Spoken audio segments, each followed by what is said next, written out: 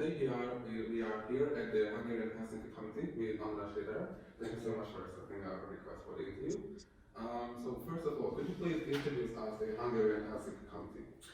Yes, we are one of the largest and the oldest human rights organization in Hungary. The Hungarian Helsinki Committee was formally established in 1989, so just at the very end of the communist era. And similarly to the other Helsinki committees, commissions, Helsinki groups in the ex-communist and Soviet satellite states, the Hungarian Helsinki Committee was mainly established by dissidents, by members of the democratic opposition to the communist socialist rules. And from the very first moment on, the Hungarian Helsinki Committee focused on two major areas. One of them was international protection, refugees, asylum seekers, mainly because of the very particular experience ethnic Hungarians had, especially in Transylvania, but also in other neighboring countries. The other main area that the Helsinki Committee focused on was rule of law and democracy, already at the end of the 80s, beginning of the 90s. And today we have two main programs at the organization. One of them is the refugee program, that's where I work at. And the other one is the rule of law and criminal justice program. We are not only a traditional watchdog organization who writes reports and does research, but we are also a direct service provider in the sense that we have thousands of individual clients each year whom we assist either by legal counseling, of course free of charge legal counseling, or provide them with free of charge legal representation during the procedures or at the courts. In Hungary, we are the only ones who do this for asylum seekers and refugees. In most countries in Europe, you have a very wide range of organizations providing different kinds of services to these people. In Hungary, for whatever reason, but traditionally, we were the ones who always provided legal assistance for over 20 years now. And we only do that. So we don't do social support, we don't do integration support, we don't do psychological support, we don't have the expertise for that. There are other organizations who work with refugees and asylum seekers. One of them almost only focuses on social support and integration support. There is another one that only provides psychosocial assistance, which is a very important aspect of the life of asylum seekers and refugees. So in Hungary it's quite, compartmentalized. And still today, although we no longer have access as an organization to the facilities where asylum seekers and refugees are kept, we had formal access to these places until 2017. Through our attorneys who work for the Hungarian Helsinki Committee, we still have hands-on knowledge and experience of what's going on, for example, in the transit zones or in other facilities. And could you highlight an achievement that you are really proud of? Oh, well, one of the things that I am very proud of, but actually you might not like the answer for this, so then I will think of other answers as well, is that, as you know, in 2015, when the border fence was finished, at the same time so-called transit zones were opened up at the Hungarian-Serbian border. And these are metal containers that you would see at any construction site in the country. And originally they were indeed what they are called transit zones. So the idea was that someone arrives there, that's where they apply for asylum, and they either are transferred on the same day to the reception facility if they belong to vulnerable groups, meaning, for example, children, unaccompanied children, single women, the very elderly people, sick people. So because the facility is not good for them, you can't keep children there for a long period of time. But the maximum time for being there was 28 days back then in 2015. And you haven't been there, I know, because nobody is allowed to go there, but at that time we could still go, and I was also there. It feels like when you're inside, it feels like if you are in detention. So there is barbed wire around, of course there is a fence, you can't leave the place, that's the idea behind it.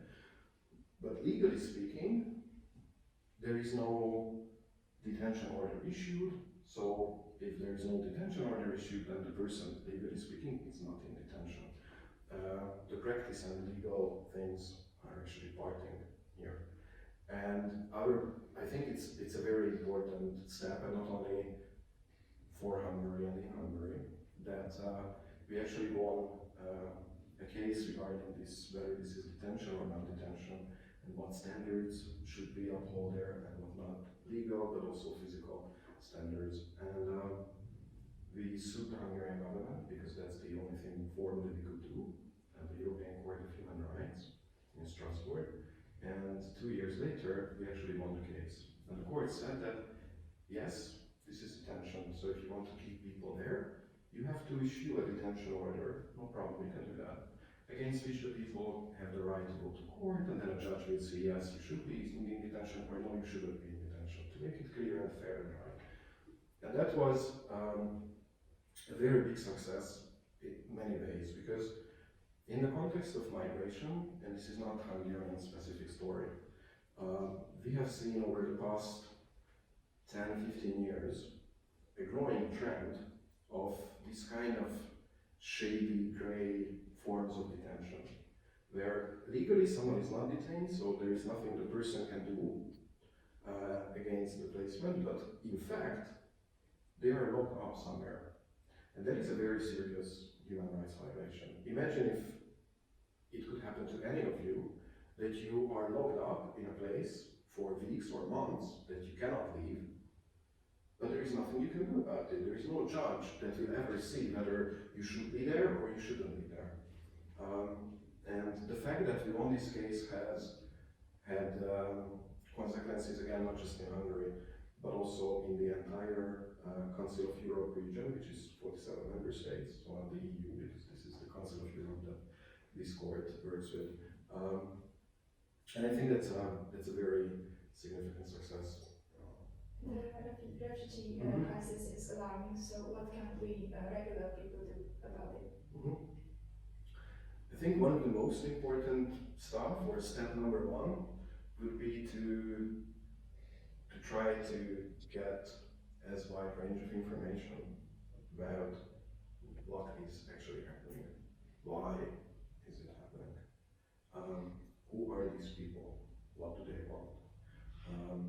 And it's already, I think, a very difficult step. So that's definitely number one. Number two is what I think is crucial, and I think that is really missing in our life these days, is to be able to actually discuss these things, share our ideas and fears and principles and thoughts and what to think about this. This became an issue that is almost like a taboo. So I think that's in itself, it's very dangerous. So that's one thing. Of course, working at the Helsinki Committee, coming from the background I'm coming from, I would actually urge people to try to meet refugees in person and spend, I don't know, just half an hour trying to get to know the person and realize that, they might not be that super different than us. They might have the same weaknesses, the same stupid things, the same annoying habits, or interesting new annoying habits actually, dreams, love affairs and so on. Because I think that actually helps, also not just for them, but for us, for the host communities, to better cope with this. In Hungary it's a very special story because you can't really meet them. There are very few of them, and this is not an issue anymore in the sense that it was in the summer of 2015, for example, when we had also in Debrecen at the train station, we had to have volunteers who provided information and water and food and medical assistance and whatnot. it's not like this anymore. And do you have any message to someone who is interested in your work and this kind of topic? Yeah, reach out to us. We are very happy, and we actually regularly do also these kind of discussions, but we are also sometimes invited with others to schools or smaller town hall meetings, including, for example, a refugee, so people can actually, finally ask some questions from them. So I encourage people to reach out because, if time permits, we are very happy to do that. I think other organizations are also very happy to do that.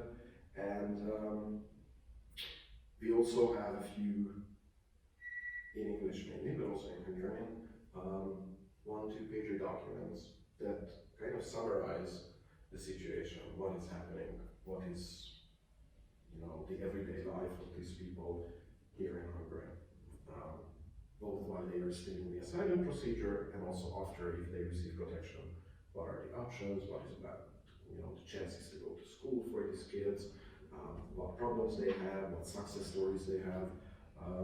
So that's also an option. We are actually very proud of a small project that we've been doing for many years, and we have a dedicated small website for that. I think one of the very few places around, asylum and refugees where you only see happy stories. So that's a very positive site. It's only about very happy people who finally get to meet their family members after many years here in Hungary. And I mean, it's just beautiful.